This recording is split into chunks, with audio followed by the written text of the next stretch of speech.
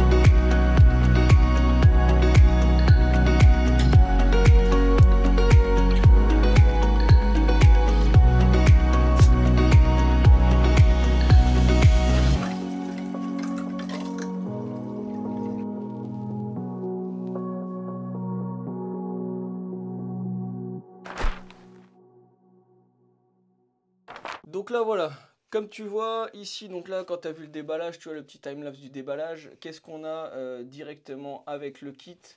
Ce qui t'est fourni avec le kit, réducteur de pression. Donc on a réducteur de pression qui est arrêt à 3 bars, tu as la petite étiquette ici, si tu ne touches pas, il est pré-réglé à 3 bars. On a le système d'injection de CO2. Alors je sais pas si je vais réussir, si je vais réussir à te montrer. Donc en gros, tu as un écrou libre. Alors toutes les réductions sont fournies, hein. Réduction là est fournie, les écrous libres sont fournis. Franchement, tu as pas mal de choses. Tu as un mano qui va nous servir pour tout à l'heure pour la mise en service. Ici, le petit tube pour l'injection de CO2. Un clapet anti-retour qui permet que quand l'eau est passée avec l'injection de CO2, comme avec ton CO2, bah, ta pression potentiellement sera un peu plus forte que ton arrivée d'eau. C'est pour éviter qu'une fois que le CO2 est injecté, qu'il ne puisse pas repartir dans l'autre sens. Voilà, tout simplement.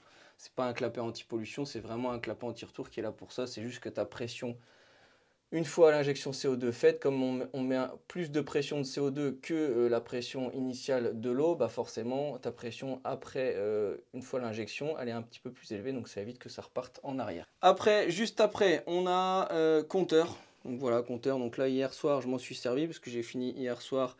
J'ai pas mis en route, hein, j'ai juste connecté comme tu as pu voir aujourd'hui. C'est juste que bah, le compteur lui a tourné. Et enfin si, je l'avais branché et j'avais déjà branché mon kit CPL pour faire un essai et connecter l'application. Et après j'ai tout redébranché. Mais au moins ça va me permettre de te montrer aussi sur l'application un peu ce que ça peut faire. Mais j'ai rien fait de plus. Là on va vraiment faire la mise en service ensemble. J'ai rien ouvert du tout. Donc il y a un compteur de fourni, donc c'est pareil, hein, du compteur tu as un petit câble qui sort et après moi j'ai fait mes petits trous dans mon panneau pour repasser mes câbles ici au niveau de l'arrivée. D'ailleurs ça on va l'ouvrir, enfin je vais l'ouvrir après pour te montrer aussi au niveau des branchements.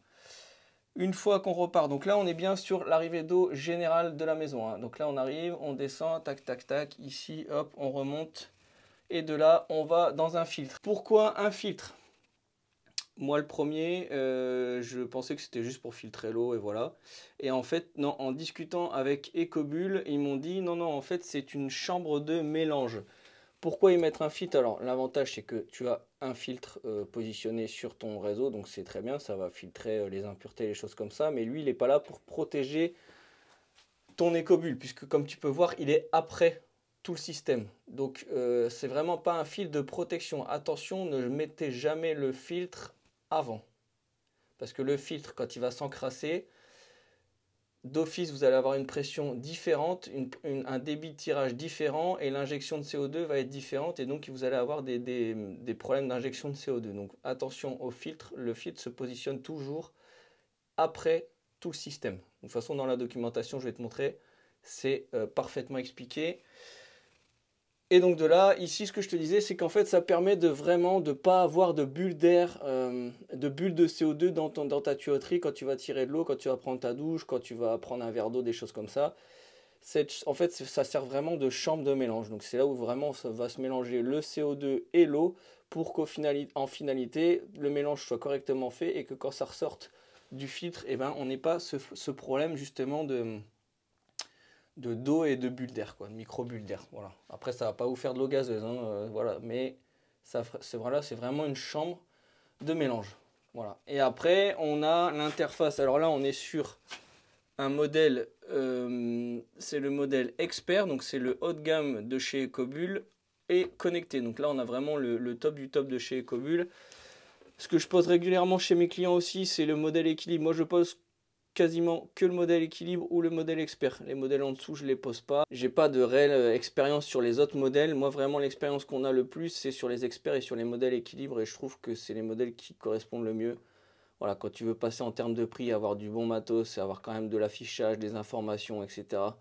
Le modèle équilibre, limite en connecté, c'est parfait. Et après, le modèle expert a plus d'options, détection de fuite, des choses comme ça, des petites options complémentaires. Je t'invite très sincèrement à te rendre sur le site d'Ecobull, tout est très bien détaillé. Voilà, le but c'est pas de te faire l'explication des différents modèles, c'est plus de vraiment vous faire une explication sur la pose vite fait et c'est surtout sur le paramétrage et la mise en service, la première mise en service. Donc là forcément il clignote bouteille de CO2 vide puisque bah, tout simplement la bouteille n'est pas ouverte. Voilà, c'est pour ça.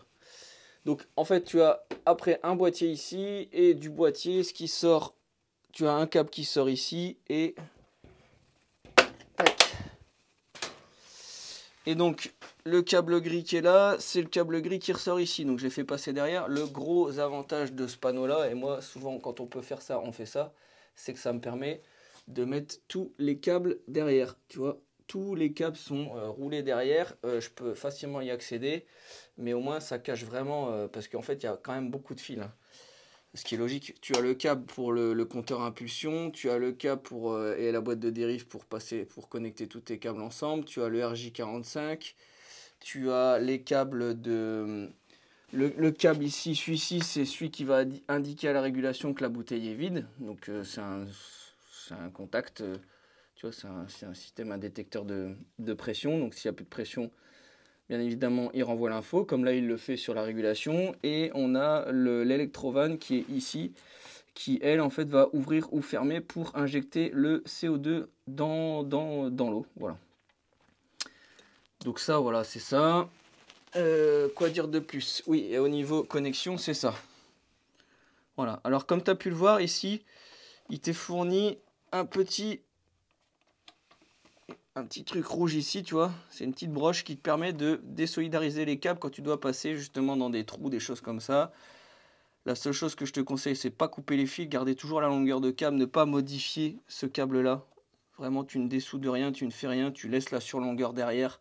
Tu peux juste débrocher tes câbles, ce qui te permet d'enfiler dans des trous, des choses comme ça. Mais surtout, faites une photo bien avant pour vraiment pas vous tromper au niveau des connecteurs et au niveau des codes couleurs pour que vraiment ça marche bien. Parce que sinon, ça peut vous foutre le bordel. Donc, faites bien une photo de tout ça avant de débrancher ça. Et après, tu as les connecteurs rapides que tu mets en face des lettres. Voilà. Donc, on a les différents, on a le compteur, le mano, la détection de pression de bouteille. On a tout, voilà. Et après, on a forcément l'alimentation ici qui s'est connectée sur le kit CPL. Donc le kit CPL, il est juste là, il est fourni avec quand tu achètes un kit connecté. Et tu te branches dessus, tu branches le kit CPL au niveau de ta box, pareil, tu branches le RJ45 et tout se connecte très bien. Tu scannes le petit QR code qui est ici. Avec l'application, tout se connecte parfaitement. J'ai pas eu de soucis particuliers. Donc voilà, concernant le matériel, bah écoute, je t'ai tout dit, je t'ai tout expliqué. Maintenant, ce qu'on va faire en premier lieu, bah écoute, c'est d'ouvrir le gaz. Donc on va ouvrir le gaz. Donc là, mon détendeur y est ouvert à fond. J'ai, hop, voilà, serré. Donc là, tu l'ouvres comme ça, voilà, pas besoin de l'ouvrir à balle, hein, c'est pas nécessaire. Donc après, on verra si justement il continue à afficher bouteille vide ou pas. Voilà. Donc là, ça y est, il a redétecté. Donc ça, c'est la conso qu'on a faite aujourd'hui parce que je l'avais laissé brancher ce matin avant de te faire la vidéo. Donc là, mais il n'a pas fait d'injection de CO2 ni quoi que ce soit. Mais il a quand même relevé tes consommations, ainsi de suite. Donc ça permettra de te montrer sur l'application. Hier, on a pris une douche, machin, on a eu des lave-vaisselle, des machines à laver. Ça me permettra tu peux suivre tes consos et tout. Donc franchement, c'est pas mal. Donc voilà, premier lieu, c'est ça. Bouteille de CO2 ouverte. Deuxième étape, hyper importante, c'est de faire un tirage d'eau dure. Donc là, tu vois, on a mon arrivée d'eau de compteur et je me suis fait un point de tirage qui va me servir aussi bien pour l'arrosage que pour me faire un relevé et savoir mon TH de l'eau. Je te dis bien le TH, donc le taux de calcaire que j'ai dans mon eau. Ça, voilà, première étape, on va mesurer le TH. Donc là, on va faire un petit tirage. Voilà, histoire de bien rincer la tuyauterie. Et donc là, j'ai mon petit kit de TH. Donc là, je vais me mettre sur le degré français. Il faut vraiment être assez précis quand même. Donc voilà, là on est au trait. Et donc là, ce qu'on va faire ici maintenant, c'est justement mettre le nombre de gouttes jusqu'à temps que ça change de couleur. Comment on fait? On va faire ça. Donc 1, 2. Donc là, tu vois, pour l'instant, c'est rouge. Et une fois que ça passe au vert, donc là, je suis à 4 gouttes. Donc là, voilà. Tu vois, on en a quand même pile pas mal. Je suis à 34 gouttes. Donc, on est à 34 degrés de TH français. Tu vois, donc là, ça change. Ça passe du rouge au vert. Donc, tu mets une ou deux gouttes. Tu secoues à chaque fois. Hein. Faut pas mettre goutte et pas secouer. Parce que sinon, à un moment donné, ça va changer de couleur. Mais il sera trop tard et tu ne sauras pas ton nombre de gouttes. Une fois qu'on a notre nombre de gouttes, alors ça, ce qui est bien, c'est que tu as une pochette, tu vois, chez Ecobul qui t'est fourni direct, tu as le crayon dedans, tu as tout. Donc là, tu as vraiment une belle pochette, tu vois, nickel, qui t'est fournie avec le kit. Et dans cette pochette, en fait, tu as tout. Donc tu as les listes, enfin les notices pour ton système CPL. Tu as un petit stylo. Tu as la notice. Donc là, tu vois ce que je te disais tout à l'heure, tu vois, tu peux pas te tromper au niveau du sens. Dans la notice, c'est très très bien expliqué. Ils te disent le sens vraiment pour que tu puisses pas te tromper dans le... Tu as vraiment tout qui est détaillé. Après, tu vois, ils te disent de poser la partie hydraulique, après de raccorder le module gaz, d'installer la régulation, de faire tous les branchements. Tu ouvres le robinet d'eau froide. Enfin voilà, tout est bien détaillé. Je vais te montrer de toute façon. Tu vois, ils te disent que le régulateur est arrêté à 3 bars. Voilà, tu peux modifier la pression avec un tournevis, régler le manon-étendeur gaz au-dessus de la pression d'eau dynamique. Donc voilà. Et donc nous, avec ce petit pense-bête là qui est vraiment, vraiment bien fait, il te dit justement de mesurer mesurer le TH. Donc maintenant que nous, on a notre TH, moi en TH, en gros, on est à, on va dire, 35 degrés français. D'accord? Donc 35 degrés français, donc ils te disent bien, d'après la dureté, définissez le pH final à obtenir grâce au tableau ci-dessous. Donc moi, on va partir, j'avais 34, on va partir sur 35. Il faudrait que mon pH de l'eau, une fois que j'ai pris un prélèvement après adoucisseur au niveau de l'injection du CO2, il faut que mon pH mètre soit à 6,8. D'accord? Donc voilà. Donc ça c'est le petit pense-bête vraiment que moi j'utilise assez souvent quand je fais la pause. Au moins c'est très simple à avoir, pratique. Après tu as la notice beaucoup plus détaillée, tu vois. Par exemple, tu vois, il t'explique tout, hein. Il t'explique tout le système. Voilà. Donc tu as des petits détails à savoir. Enfin voilà, si tu as vraiment un doute, tu peux retrouver tout ce que tu as besoin ici. Et moi là c'est pareil, ça, ce petit tableau, je m'en sers beaucoup. Parce que tu as ta dureté de l'eau. Et en fonction de ta dureté de l'eau et ton pH initial qu'on va mesurer avec mon pH mètre, et ben en fait ça te donne... Tu as une vis micrométrique à régler hein, sur ton détendeur, je vais te montrer. Et en fait, sur ta vis micrométrique, ça va te permettre de faire un pré-réglage au niveau de ta vis micrométrique pour vraiment avoir une précision, enfin vraiment être très précis au niveau de l'injection du CO2. Donc ça te sert à ça en fait. Tu as une électrovanne, mais ça je vais te montrer sur le détendeur. Tu as une électrovanne qui elle ouvre ou ferme le gaz. Et après tu as une sorte de vis pointeau qui va vraiment elle régler et en finesse l'injection nickel qu'il te faut pour que ton CO2, le bon dosage de ton CO2 soit parfaitement bien fait dans ton installation. Après, comme je dis, ça, on fait toujours des pré-réglages, mais on est souvent amené à quand même le modifier légèrement plus. Tu verras, à mon avis, on tombera pas bon direct tout de suite. C'est vraiment un pré-réglage. Mais après, avec l'habitude, tu verras que dans ta région, tu n'auras plus besoin de ce tableau-là. Tu mettras quasi toujours la même chose et tu sortiras bien. Mais là, on va vraiment, dans la vidéo, faire comme ils disent et vous verrez comment ça se passe. Donc là, même étape, on va se reprendre sur le point d'eau dure. Ce sera plus simple plutôt que de tirer de l'autre côté, là où je vais te montrer tout à l'heure. Parce que j'ai fait un point de prélèvement d'eau dure, donc sur le général, avant adoucisseur. Et j'ai fait un point de prélèvement. Je te conseille vivement de faire ça. C'est très pratique d'avoir toujours un point d'eau dure, un point d'eau adoucie de prélèvement très proche de ton adoucisseur. Ça t'évite de courir à chaque fois à l'évier ou au point de puisage le plus proche, de faire couler des litres et des litres d'eau. Là, tu n'as pas besoin. Tes points de prélèvement sont proches. Là, ici, j'en ai un qui est très proche de l'adoucisseur en prélèvement d'eau dure. Avoir un point de prélèvement juste après adoucisseur, c'est le plus pratique. Un robinet de puisage, ça coûte rien. Tu mets un T, tu mets un prélèvement, au moins, tu es tranquille. Donc là, pareil. Hop. Un petit tirage, je fais toujours un petit tirage avant. Là, on va remplir dans un verre d'eau.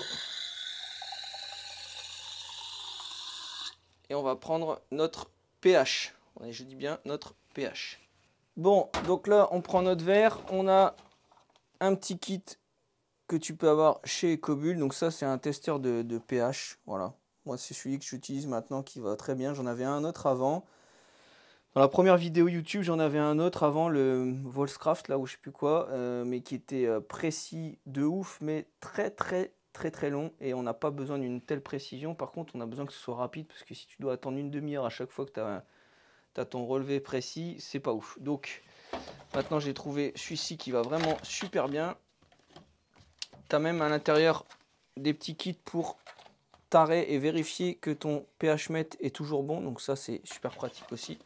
Donc assez régulièrement, je vous conseille de reprendre ces petits, c'est des petits testeurs en fait, tu as un petit peu avec un pH bien précis et donc ça tu le verses dans un verre d'eau et tu mets ton pH mètre dedans et il doit t'indiquer la même chose au niveau de la valeur du pH. Si c'est bon, bah c'est bon, sinon si c'est pas bon, il faut que tu le retardes pour que ce soit bon et que tu aies vraiment la bonne précision au niveau de ton prélèvement.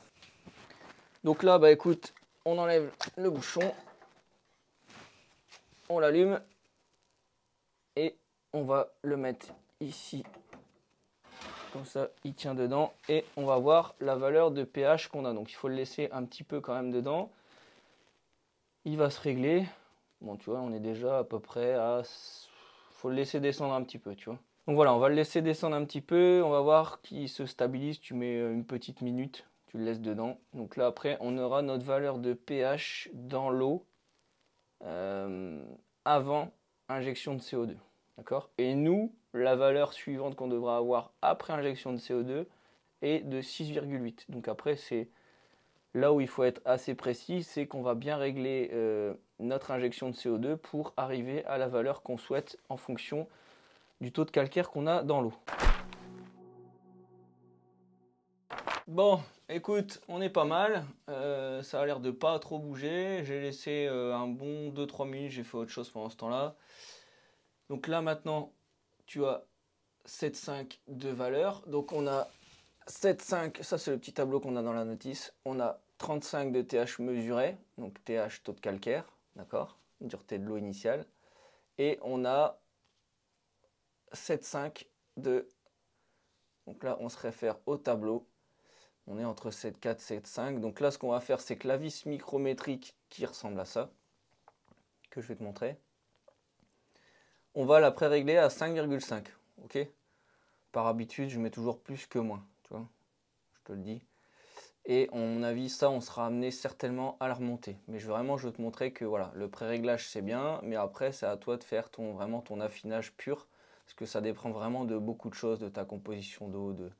Voilà. Le but final, de toute façon, c'est qu'une fois qu'on aura bien réglé, c'est qu'on ait 6, 8 de pH, donc de taux d'acidité dans l'eau. On descend à 6, 8 de pH pour que notre adoucisseur soit parfaitement réglé en fonction de la dureté de l'eau qu'on a dans l'installation. Donc là, comme je te l'ai dit, on a ouvert notre bouteille, on n'a pas encore réglé la pression. Ça, c'est une deuxième étape.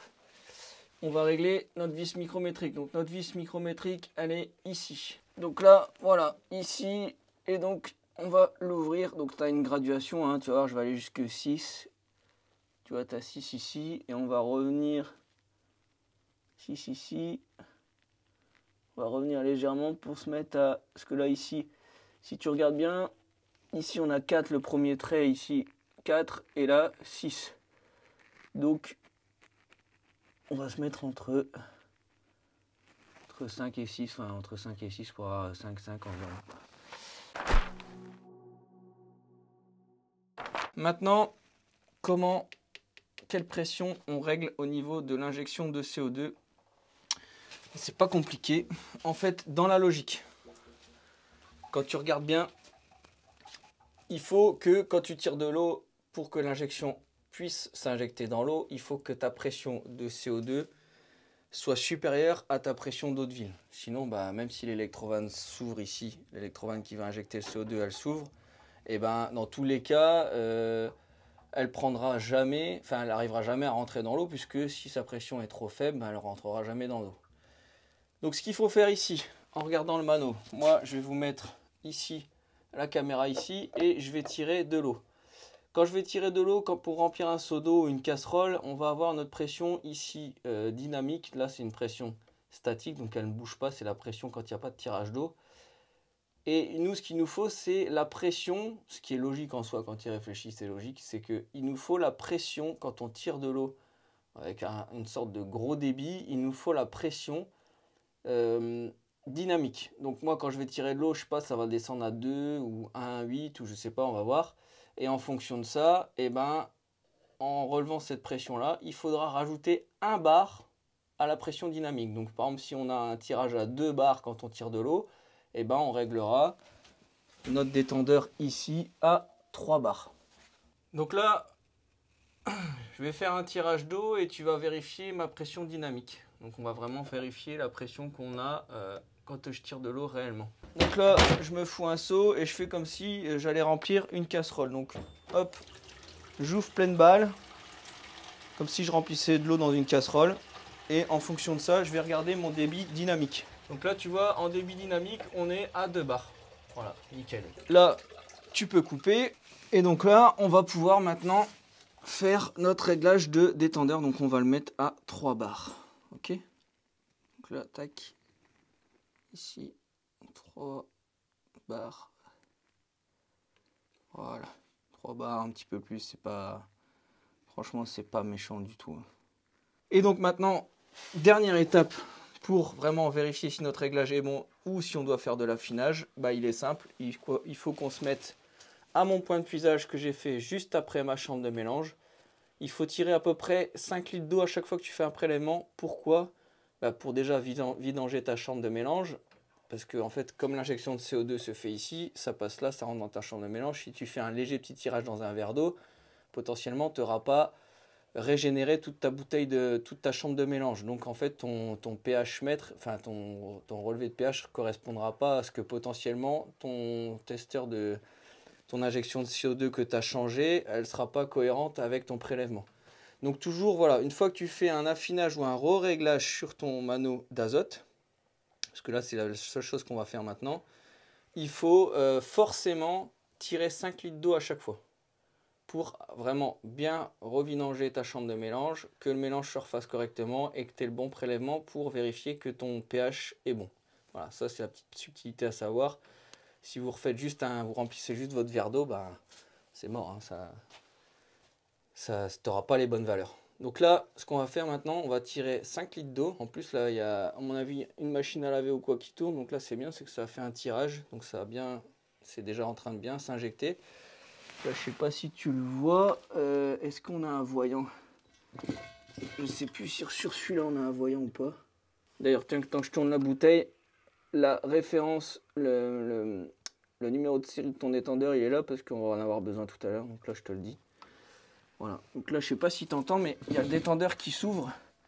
Je sais plus si on n'a pas une lumière. Voilà, tu vois.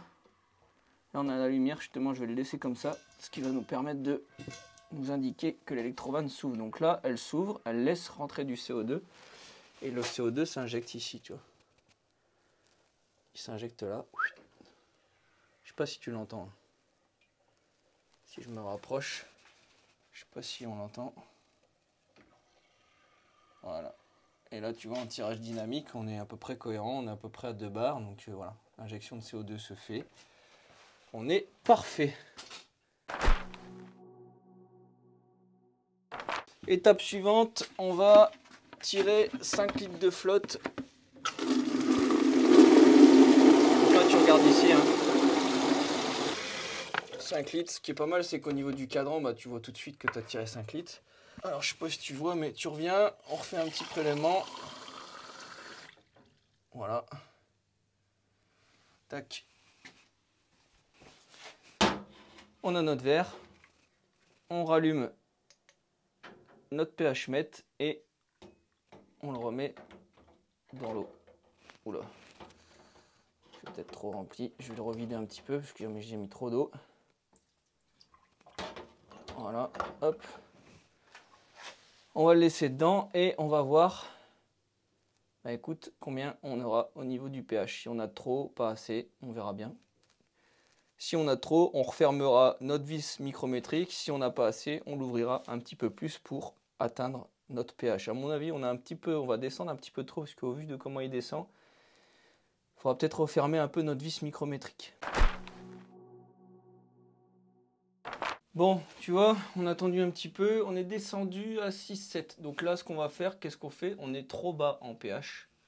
Donc, ce qu'il faut qu'on fasse, c'est que maintenant, on baisse on descend notre vis, on descend l'injection de CO2. Donc on va refermer notre vis micrométrique. Donc là, c'est simple, hop, on a la valeur qu'on avait ici et ce que je vais faire, c'est que je vais refermer et on va se mettre à 5 à peu près. On était à 5,5, on va se mettre à 5. On va retirer 5 litres d'eau. Donc pareil, je vais vidanger ça dans l'évier. Je retire 5 litres d'eau ici ou à un robinet, tu vérifies que tu as bien tiré 5 litres d'eau. Tu refais un prélèvement et on refait la même chose et on verra si on est bon. Tac, on va le remettre dedans. Voilà, et puis on va attendre et voir si on est bon ou pas, ou s'il faut encore resserrer notre vis micrométrique. Bon, écoute, pendant que ça se règle, on va en profiter. On va aller sur l'application Ecobull. Donc là, moi, tu vois, je me suis connecté. Donc l'interface est relativement simple. Elle s'installe hyper facilement. Donc tu télécharges l'application, tu rentres, tu scannes ton QR code. Enfin, il y a une petite notice qui t'explique tout. Donc je ne vais pas forcément te faire une déballe là-dessus. Ce qui est vraiment intéressant sur l'application, c'est que tu as ce que tu as consommé aujourd'hui. Donc moi, forcément, comme ça tourne depuis ce matin, qu'il y avait des machines, machin, pendant que je t'expliquais, il y a eu du tirage d'eau, il y a eu des douches, etc. Tu as ton volume depuis la mise en service qui a été consommé. Et tu as aussi quelque chose qui te permet de vérifier tes consos. Alors moi, j'en ai pas énorme, mais tu vois, tu peux avoir vraiment tes consos par jour, par heure. Tu peux vraiment tout savoir. Si potentiellement le système détecte que tu as une fuite, il va te l'afficher ici. Donc tu vois, alerte en cours, tu vois, s'il voit qu'il y a une micro-fuite, il va te l'afficher ici, il va t'envoyer une notification. Si, admettons, tu veux arroser ton jardin, que tu n'as pas de prélèvement d'eau dure avant adoucisseur, potentiellement, tu peux arrêter ton système, tu lui dis pendant 60 minutes, pendant 2 heures, 120 minutes, je veux arroser mon jardin et je veux pas qu'on injecte du CO2 pendant que j'arrose mon jardin. Tu valides ça sur l'application et pendant 2 heures, ou le nombre de minutes que tu as rentré, bah, pendant ce temps-là, l'adoucisseur ne fera pas d'injection de CO2. Donc il va détecter qu'il y a un tirage d'eau, mais il n'y aura pas d'injection de CO2. Donc ça, c'est relativement pratique aussi. Et voilà. C'est surtout qu'en fait, tu as aussi des notifications quand ta bouteille de CO2 sera vide. Tu vas recevoir une alerte sur ton smartphone. Et en plus, sur ces modèles-ci, quand tu reçois l'alerte, tu peux encore consommer entre 2 et 3 mètres cubes avant de changer ta bouteille. Donc il te fait une première alerte et après, au bout de 2-3 mètres cubes, là tu n'as vraiment plus de CO2, mais ce qui te laisse quand même le temps de pouvoir remplacer ta bouteille de CO2. Donc voilà, au niveau de l'interface, très simple, pas besoin de plus. Moi franchement ça me correspond nickel, j'ai ma conso depuis la mise en service, ma conso journalière, et si vraiment je veux en savoir plus, j'ai toutes mes consos depuis voilà, n'importe quelle date. Tu peux sélectionner pendant 7 jours, pendant 2 ans, pendant 1 an. Alors moi, c'est pas représentatif parce que je viens de le mettre en route. Mais voilà, tu peux vraiment avoir toutes tes infos. Donc nickel pour ça. Franchement, ça, l'appli, je trouve ça vraiment super intéressant. Et surtout intéressant pour la détection de fuite sur le modèle expert. Donc avec des reports d'alerte. Et en même temps, le report d'alerte par smartphone pour ta bouteille de CO2. Parce que comme c'est dans la cave, bah, potentiellement, franchement, tu vas pas forcément toujours à la cave et tu vas pas toujours regarder ton cadran. Donc le fait d'avoir un report d'alerte sur ton smartphone, c'est quand même canon. Et donc voilà, bah, tu vois, on a réglé notre vis micrométrique, pardon, et c'est tout bon. On est à 6,8, c'est parfait. Notre adoucisseur est parfaitement réglé et il n'y a rien d'autre à faire hormis ce que je vais te montrer, remplir le papier de mise en service pour que la garantie commence. Bon, donc voilà, tu vois tous les papiers nécessaires. Là, ce que je t'expliquais tout à l'heure pour te connecter, tu as un petit papier pour vraiment... mais franchement, tu suis ça, c'est parfait. Hein. Voilà, j'ai pas besoin de te la montrer plus. Tu suis ça, ça va se connecter tout seul. Et ce qui est super important quand tu poses un adoucisseur au CO2, c'est ça. C'est de bien remplir tes papiers. Alors là, j'ai pas mis l'adresse ni quoi que ce soit, mais voilà. Tu as la partie installateur, donc tu notes ton numéro de série d'appareil qui est fourni sur le contrôle qualité qui t'est fourni. Tu as le modèle le numéro de série de ton appareil et en même temps tu as ce qui te détaille ce qui a été contrôlé avant de te l'envoyer. Après, tu notes le numéro de série de ton module gaz, ça super important. Voilà, donc ça je te l'ai montré tout à l'heure. Derrière le mano, le détendeur, tu as un numéro de série qu'il faut afficher ici. Tu mets la date de mise en service, le modèle, ton nom. Alors, partenaire, c'est si jamais tu as un distributeur chez qui tu vas le chercher, que tu l'as commandé. Moi, je le commande en direct, donc j'ai juste ma partie installateur à mettre, mon tampon, les coordonnées du client qui va lui permettre d'avoir une extension de garantie de 2 ans supplémentaires. Et à partir de là, tu récupères ce papier-là, je le scanne, pas besoin de l'envoyer par courrier, je le scanne, je l'envoie à Ecobull. Et c'est tout bon, ta mise en service est faite, ton client est content, ton adoucisseur est bien réglé et tous tes papiers sont faits. Donc ça franchement, Ecobull là-dessus, je ne sais pas si vous avez remarqué aussi au niveau de l'Ecobull, il n'y a aucun papier plastique, tout est en carton. Il n'y a rien en plastique sauf le crayon et je ne serais même pas étonné que le plastique du crayon soit écologique, mais ça j'en suis pas sûr. Mais voilà, ça c'est un gros point fort, fabricant français, pas de papier, pas de plastique, tout est en carton, emballage en carton, papier, carton pour protéger le détendeur, enfin tous les appareils, tout est en carton, même les vis sont dans des petites pochettes en papier cartonné. Enfin non, franchement, ça là-dessus, nickel. Donc voilà, installation terminée, on a mis tout en service, tout s'est très bien passé, comme tu as pu le voir, tu vois, c'est quand une fois que tu sais tout et que tu as les étapes bien organisées, bien faites, bah, ça se règle relativement facilement, tu vois, on a dû régler la vis micrométrique, mais après c'était tout bon, notre adoucisseur était parfaitement réglé.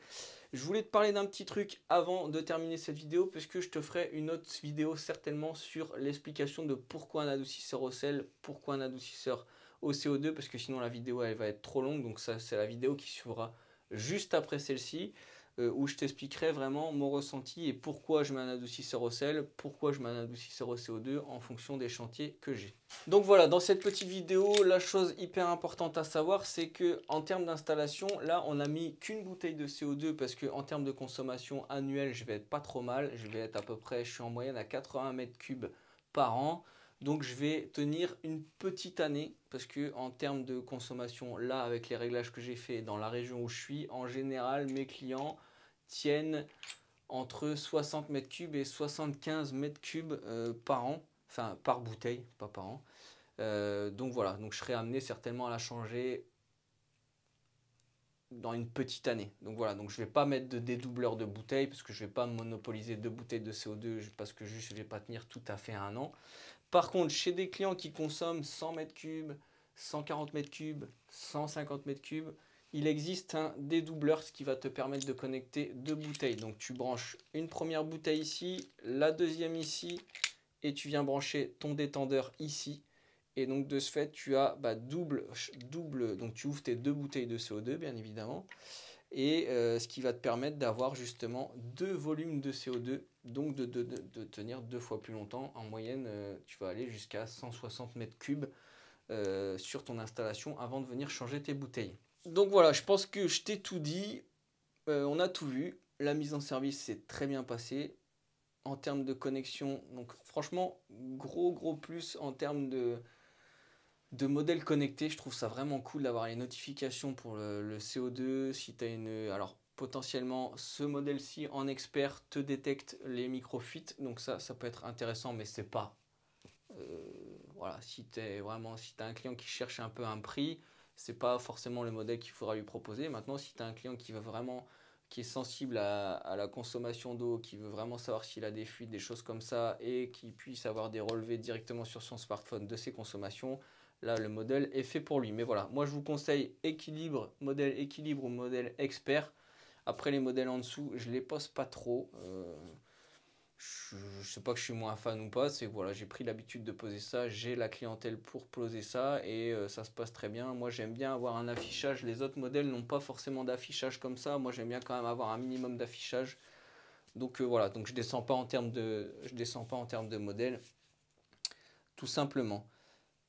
Donc voilà, bah, j'espère en tout cas que cette vidéo t'a plu. N'hésite surtout pas à venir me rejoindre sur Instagram, sur les réseaux sociaux, sur TikTok, voilà, un peu partout, sur tous les réseaux sociaux. Mais là où je suis le plus présent au quotidien, où je te partage tous mes chantiers, c'est sur Instagram. Je partage mon quotidien tous les jours, tous les jours. Je vous partage mes chantiers, mes galères, mes astuces. Pourquoi je fais ci, pourquoi je fais ça. Enfin voilà, je vous partage tout, je vous dis tout. J'échange énormément avec la communauté sur Instagram. Donc je vous invite vraiment, si vous n'y êtes pas abonné, à venir vous abonner.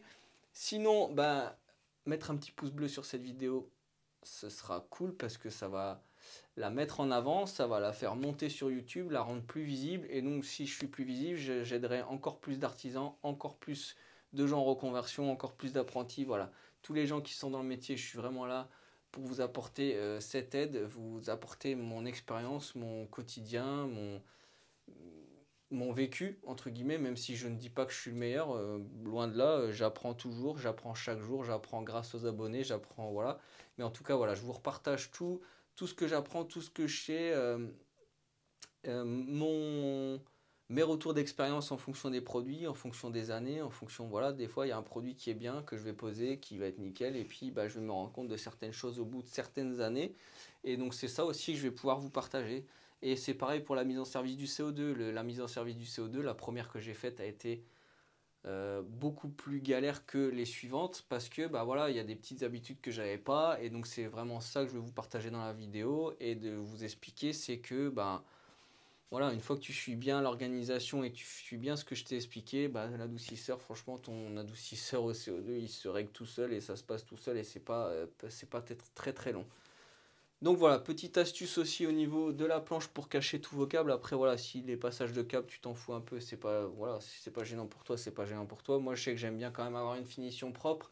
Et le système Ecomul a quand même relativement pas mal de câbles un petit peu partout. Donc quand tu veux faire quelque chose de sympa, le petit panneau dans une cave où les murs sont pas ouf, bah voilà, c'est quand même pas mal. Et c'est surtout que potentiellement tu peux te faire une petite préfabrication en atelier.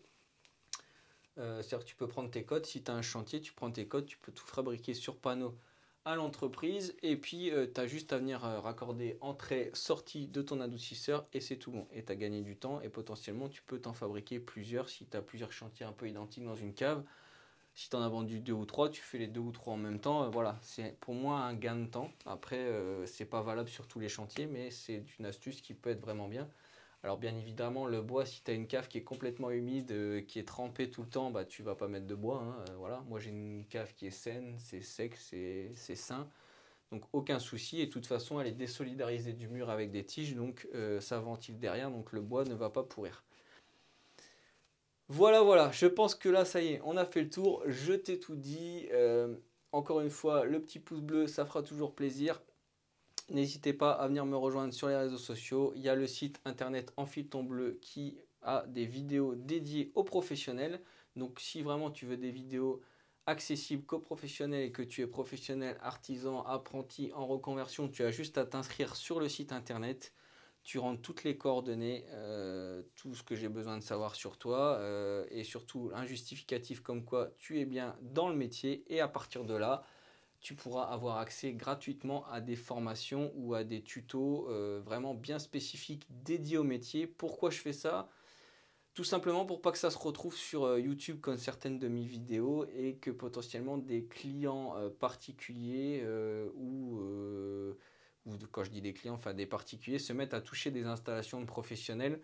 Euh, voilà, je pense qu'aujourd'hui, l'aspect professionnel, l'aspect technique sur le matériel qu'on pose, il est dédié aux professionnels et ne doit plus être visible comme j'ai pu faire sur certaines choses sur YouTube directement en public. Donc voilà, mon but c'est vraiment de vous faire des contenus publics visibles, voilà, un peu partout sur les réseaux, sur des choses assez simples qui ne sont pas gênantes. À partir du moment où ça touche à la technique, au paramétrage, au réglage, à un réglage de combustion de chaudière, à un réglage en clim, par exemple tout ce qui est récupération du gaz frigorigène en climatisation, etc. C'est des choses qui seront maintenant accessibles que pour les professionnels et donc justement plus aux particuliers. Comme ça évitera tout problème. Voilà. Allez, sur ce, je vous dis à bientôt et comme je dis toujours, le travail, c'est la santé. Allez, ciao.